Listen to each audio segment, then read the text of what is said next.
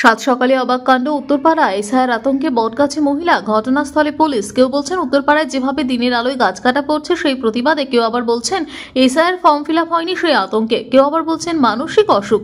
স্থানীয়দের মধ্যে ইতিমধ্যেই পুলিশে খবর দেওয়া হচ্ছে। গতকাল রাত থেকে উত্তরপাড়া পুরসভা 24 নম্বর ওয়ার্ডে হিন্দ মোটর কলোনি এলাকায় বটগাছে মহিলা আছেন, নামছেন না নিচে।